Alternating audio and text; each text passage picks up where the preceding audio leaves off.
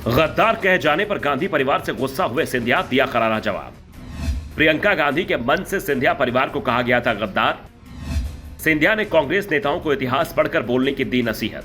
ग्वालियर में प्रियंका की सभा में अपने परिवार को गद्दार बताए जाने पर ज्योतिरादित्य सिंधिया बेहद गुस्से में दिखाई दे रहे हैं। उनका गुस्सा प्रियंका गांधी पर भी दिख रहा है, जिनके सामने कांग्रेस के नेता उनके पूरे परिवार को गद्दार बता रहे थे, तो कांग्रेस के प्रदेश नेताओं को भी सिंधिया इतिहास पढ़ने की चुनौती दे रहे हैं। दूसरी ओर दिग्विजय सिंह ने फिर सिंधिया पर निशाना साधते हुए कहा है कि कुछ राजा महाराजा बिक गए थे, जिन्होंने जनता के द्वारा बनाई गई कांग्रेस की सरकार को गिरा दिया।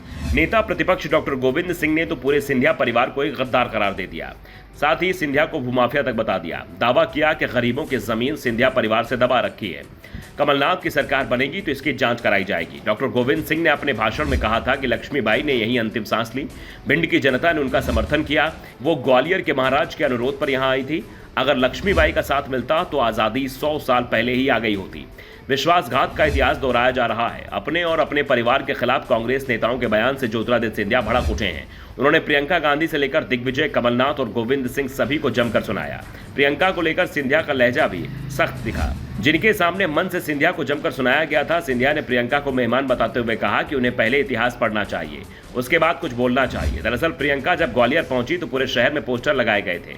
1857 की लड़ाई का जिक्र किया गया था। दिखाया गया था कि सिंधियाओं ने रानी लक्ष्मीबाई का साथ नहीं दिया। इसके बाद 1969 में विजया राजे सिंधिया ने कांग्रेस के साथ गद्दारी की और फिर 2020 में सिंधिया ने कांग्रेस को धोखा दिया। इन पोस्टरों को बाद में पुलिस ने हटा दिया। अपने परिवार की आलोचना पर ज्योतिरादित्य सिंधिया ने अब कांग्रेस से सवाल पूछे हैं। उन्होंने कहा कि अगर ऐसा था तो उनके पिता और उन्हें कांग्रेस में क्यों शामिल किया गया था। मेरे पिता माधवराव सिंधिया जीवन भर कांग्रेस में रहे, मैं भी करीब 20 साल कांग्रेस में रहा। अगर कांग्रेस को सिंधिया परिवार से नाराजगी थी तो फिर ये नाराजगी 40 साल कहाँ थी।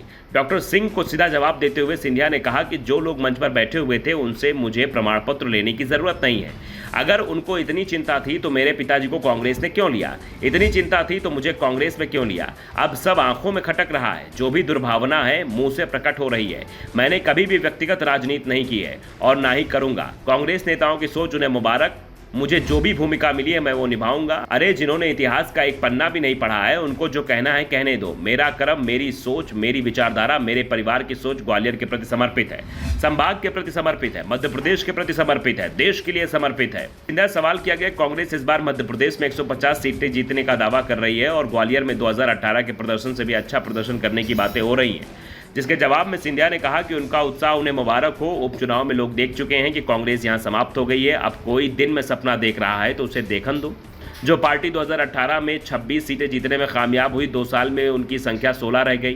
ग्वालियर चंबल में कांग्रेस का अस्तित्व समाप्त हो गया, फिर भी वो लोग जीत की बात कर रहे हैं। सिंधिया ने दावा किया कि 2023 के विधानसभा चुनाव में ग्वालियर चंबल रीजन में बीजेपी को बड़ी जीत मिलेगी।